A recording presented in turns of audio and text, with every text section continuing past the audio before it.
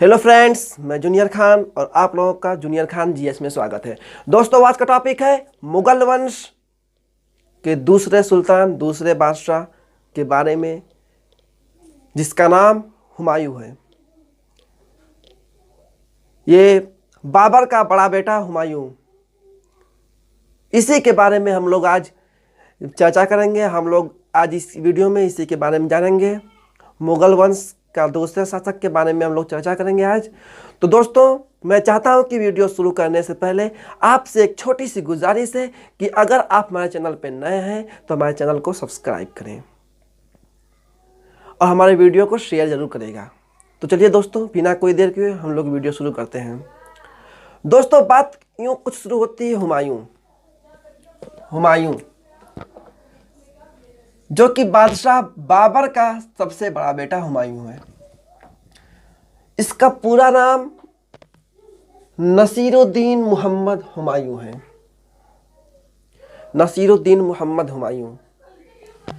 शासनकाल इसका 1530 से 1556, लेकिन कहीं कहीं आपको ये मिलेगा कि 1530 से लेकर 1545, फिर 1545, उसके बाद फिर 1555 से लेकर 1556। दोस्तों, इसका जो शासनकाल है वो लगभग दो भागों में है। जो बीच का 15 साल है, ये लगभग पूरा मुगल वंश डूब चुका था। उस समय सूर्यवंश की शुरुआत हो चुकी थी। सूर्यवंश वही शासक, उसकी स्थापना किया जिससे हम आज शेर शाह सूरी के नाम से जानते हैं। शेर खां, जिसका नाम शेर खां था, बचपन में नाम फरीद खां था। 15 साल पूरी मुगल सेना डूब चुकी थी। उसके हम लोग आगे चर्चा करेंगे, लेकिन उससे पहले हम ये जान लें कि इसका नाम हुमायूं का, यहाँ पे दोस्तों हम लोग कुछ मुख्य पॉइंट्स जानेंगे जो कि अक्सर एग्जाम में पूछा करता है। नाम पूरा नसीरुद्दीन मोहम्मद हुमायूं है, जिसका जन्म 1508 ईस्वी में काबुल में हुआ था। इनका जन्म 1508 ईस्वी में काबुल में हुआ था। और इनके जो भाई थे, हुमायूं अकेले नहीं थे, इनके लगभग 3 भाई थे। इन्हें लेकर 4 भाई हुए। इनको लेकर 4 भाई, बाबर के 4 बेटे हुए। जो आपका पहला तो ये हुमायूं हुए, उसके बाद कामरान, अस्करी, हिंदाल। तो दोस्तों, बाबर ने अपने जीवन काल में ही अपना उत्तराधिकारी हुमायूं को बनाने का निर्देश दे चुका था। और वह कहते कि हमारे मृत्यु के बाद जो उनका उत्तराधिकारी होगा वो हुमायूं होगा, लेकिन जो और क्षेत्र है वो अपने भाइयों में बांट ले। तो दोस्तों, जब हुमायूं 1530 ईस्वी में भारत में राज्याभिषेक होने से पहले हुमायूं आपका बदखशा में का सूबेदार था। बदखशा का सूबेदार था ये, जो कि 1520 ईस्वी में था। ये बदखशा का सूबेदार मात्र 12 वर्ष की आयु में, ये बदखशा आपका अफगानिस्तान में है, वहां पे ये 1520 ईस्वी में बदखशा का सूबेदार बना। मात्र 12 वर्ष की उम्र में। उम्र छोटी थी लेकिन हौसले बड़े थे। ये भारत में जितने युद्ध किया बाबर ने, उन सब में उनका साथ दिया हुमायूं ने। उन सब में हुमायूं ने बाबर का, अपने पिता का साथ दिया। उम्र छोटी थी लेकिन हौसले बड़े थे।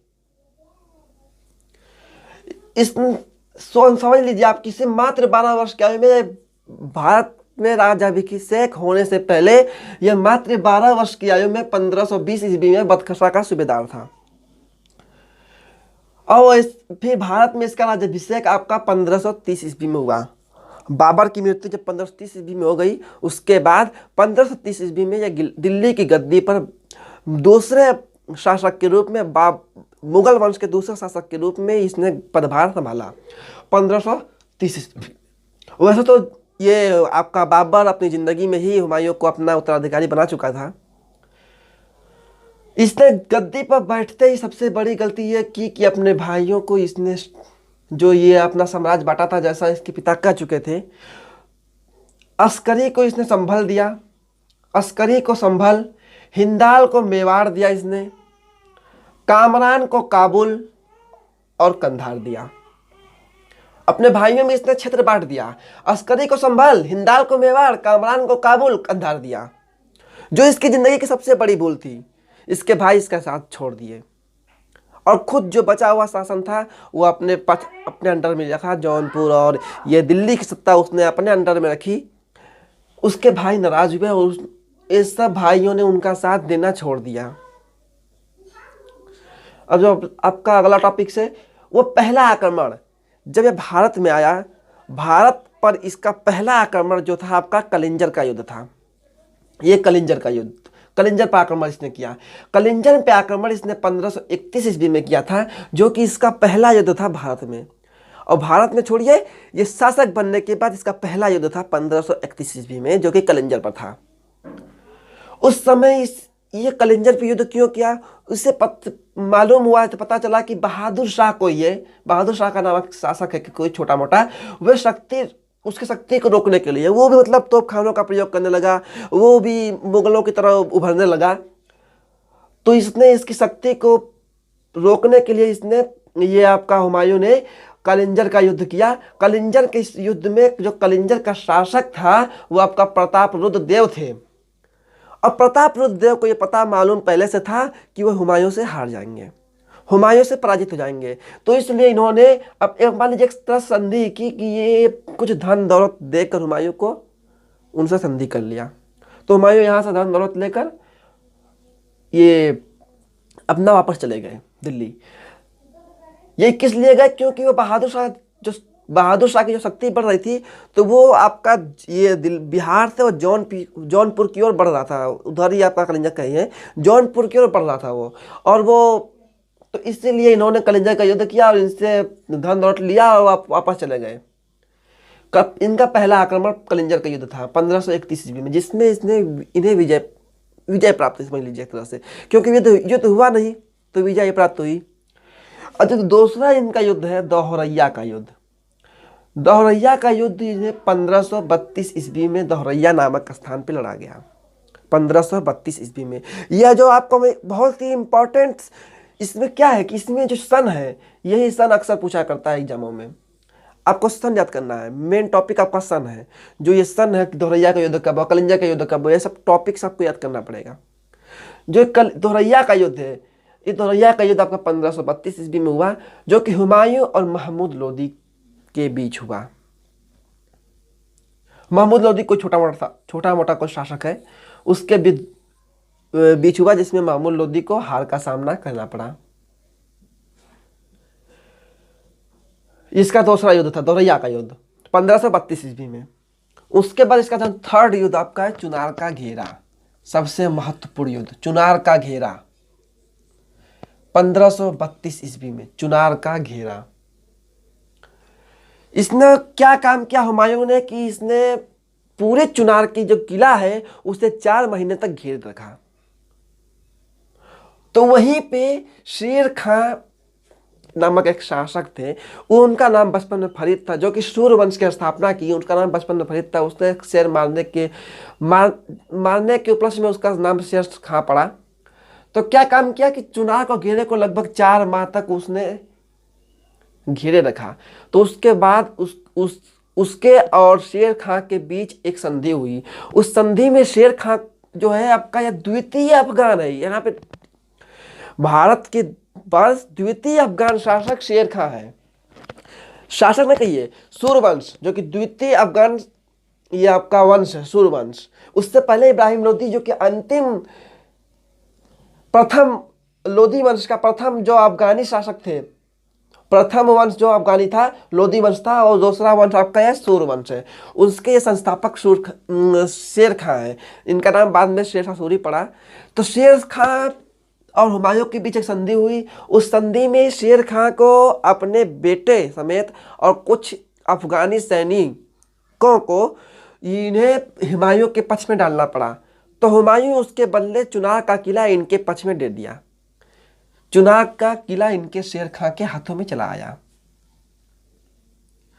तो उसके बाद शेर खां को मौका मिला। शेर खां अपनी शक्तियां बढ़ाना शुरू किया।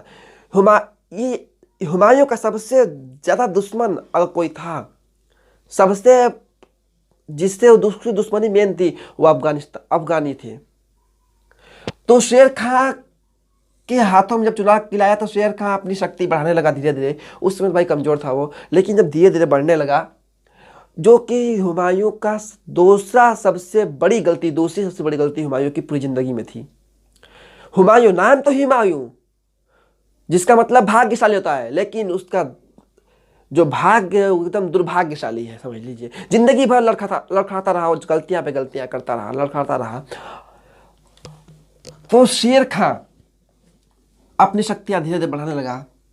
तो यहाँ पे चुनार का किला तो इसके हाथों में चला आया। उसके बाद जो उसका चौथा युद्ध जो होता है, दीप पनाह का युद्ध नहीं है, चौसा का युद्ध है। लेकिन उससे पहले हुमायूं ने 1533 ईस्वी में एक बहुत ही अच्छा, मैं यहाँ पे नोट पॉइंट पे लिखा हूँ, ये बहुत अच्छा टॉपिक्स है कि दीन पनाह का किला जो है, जो कि आपका पुराना किला के नाम से जाना जाता है, दीन पनाह का किला, उसे हुमायूं ने ही बनाया था, जो कि इसमें आपके दिल्ली में है।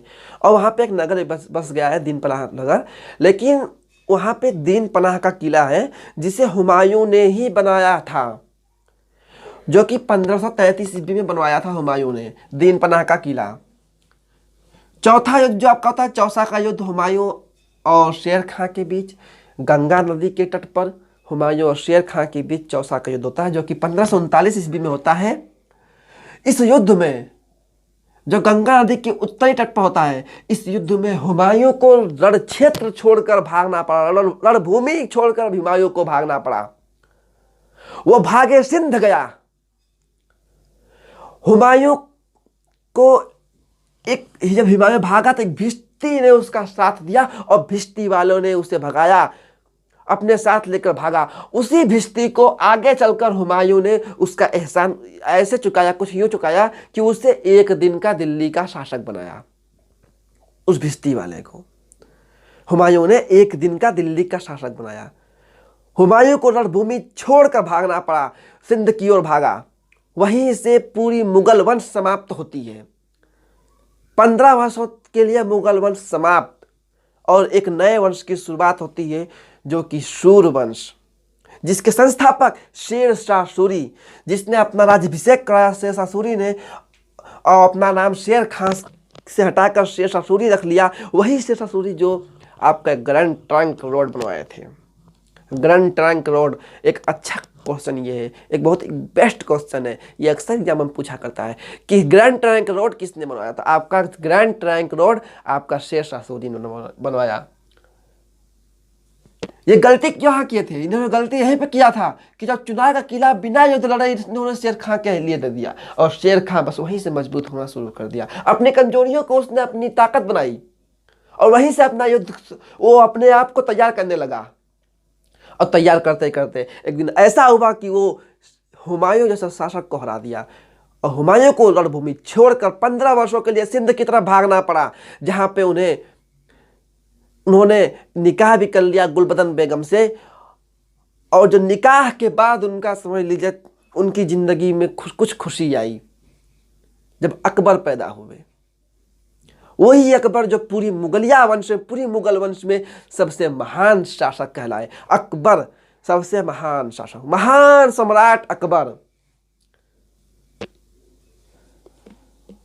तो चलिए उनके बारे में हम लोग अगले वीडियो में बताएंगे। लेकिन यहाँ पे जो टॉपिक है, दीन पनाह के युद्ध में तो हुमायूं छोड़कर भाग गए। उसके बाद 1540 ईस्वी में फिर युद्ध हुआ शेर शाह और हुमायूं के बीच। उस समय शेर शाह पूरी दिल्ली पर कब्जा कर लिया। विलग्राम के युद्ध में शेर शाह पूरी दिल्ली पर कब्जा कर लिया। उसके बाद भाग गए थे हुमायूं। लास्ट युद्ध लड़े विलग्राम का युद्ध, उसके बाद 15 वर्षों के लिए भाग गए सिंध। कहाँ भागे? सिंध। वही जंगलों में भिखारियों की तरह, आम आदमियों की तरह इन्हें सबसे कष्टदायक पल बिताना पड़ा। और शेर शाह यहाँ पे सूर वंश की स्थापना कर चुका था, और खुद को शक्तिशाली कहने लगा था, और दिल्ली पर पूरी कब्जा कर लिया था। यहीं पे आपका होता है ये आपका मुगलिया वंश समाप्त। कुछ पल के लिए, 15 वर्षों के लिए मुगलिया वंश समाप्त होता है। लेकिन हमीदा बेगम से निकाह करने के बाद जब अकबर पैदा होते हैं, तो ये यहाँ पे आपको बात कर रहे हैं हम शेरशाह के। तो जो सूर्यवंश का जो सबसे शक्तिशाली शासक था वो आपका शेरशाह सूरी था। उसके बाद सब वो समझ लीजिए कि अयोग्य शासक हुए, कोई मतलब उसने योग्य शासक न हुआ। तो फिर ये हुमायूं ने चढ़ाई किया 1555 ईस्वी में मध्यवारा का युद्ध। इसका अंतिम युद्ध है मध्यवारा का युद्ध। इसकी पूरी जिंदगी का अंतिम युद्ध जो आपका है वो मध्यवारा का युद्ध है। मध्यवारा के युद्ध में 1555 ईस्वी में इसने युद्ध किया। हुमायूं ने नसीब खां और तारा खां से युद्ध किया। नसीब खां और तारा खां से युद्ध किया, नहीं सॉरी, मैं ये अंतिम युद्ध आपका नहीं है, सरहिंद का युद्ध है इसका अंतिम युद्ध है। लेकिन ये मच्छीवाड़ा का युद्ध में ये स्वयं शरीक हुआ था, लेकिन इसमें सरहिंद के युद्ध में ये स्वयं शरीक नहीं हुआ था। तो माना जाता है कि इसका जो अंतिम युद्ध है वो आपका मच्छीवाड़ा का ही युद्ध है। हुमायूं और नसीब खां तार खां के बीच हुआ, जिसमें हुमायूं को जीत मिली। और 1555 ईस्वी में फिर सरहिंद का युद्ध होता है, जो कि बैराम खां जिसकी अगुवाई करते हैं, वही बैराम खां जो बाद में चलकर अकबर के संरक्षक बनते हैं। बैराम खां की अगुवाई में 1555 ईस्वी में युद्ध होता है। आखिरकार 23 जुलाई 1555 को फिर उसे गद्दी नसीब हुई। आखिरकार 25 जुलाई 23 जुलाई लगभग, कहीं 25 कहीं 23 जुलाई 1555 ईस्वी को यह आपका हुमायूं को दिल्ली की गद्दी नसीब होती है। फिर से मुगल वंश शुरू होता है। समझ लीजिए कि पुनर्जन्म हुआ, हुमायूं की जिंदगी का पुनर्जन्म हुआ, या मुगलिया वंश का पुनर्जन्म हुआ। फिर से आपकी मुगल वंश शुरू होती है। कुछ उसके जिंदगी में खुशहाली आती है, लेकिन वह खुशहाली बहुत दिन तक नहीं चलती। मात्र 6 या 7 महीने के अंदर उसकी जनवरी में आपका अगले ही साल 1556 ईस्वी में मृत्यु हो जाती है। वहीं से वो मृत्यु होती है दिल्ली में होती है, जो आपका ये हुमायूं ने जो दीन पनाह का किला बनवाया था, उसी किले में, ये दीन पनाह के किले में ही इसका जो पुस्तकालय की सीढ़ियों से लड़खड़ा कर इसकी मृत्यु होती है। लड़खड़ा कर गिरता है और इसकी मृत्यु होती है। तो आपको एक बात बहुत अच्छी तरह समझ में आ चुकी होगी कि इसकी पूरी जिंदगी लड़खड़ाते ही बीती, और यहाँ तक कि इसकी मौत भी लड़खड़ा कर ही आई। तो ये लड़खनुमा राजा थे, ये समझ लीजिए कि लड़खनुमा थे। ये पूरी जिंदगी इनका लड़खड़ाने में चल गया, ये लड़खड़ाते ही रह गए।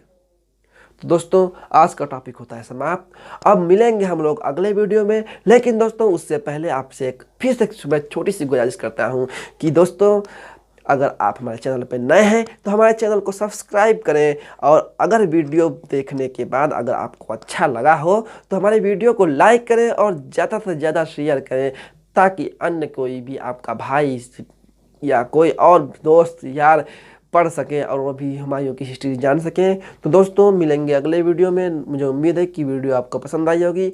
तो चलिए दोस्तों, तब तक के लिए गुड बाय।